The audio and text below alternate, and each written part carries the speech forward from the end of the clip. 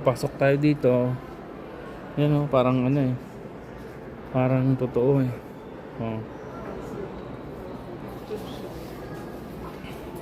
Parang siyang totoo. Ayan o, parang tindahan siya. Parang totoo kasi tinan nyo, parang nasa tindahan lang din. Tapos yung sound trip ng may-ari meron din. Oh.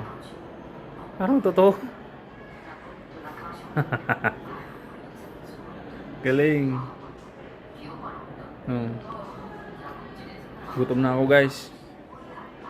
Ayan o, parang totoo siyang tindahan. Ang galing. Pabili po. So next tayo, picture tayo mamaya. Ikutin natin to.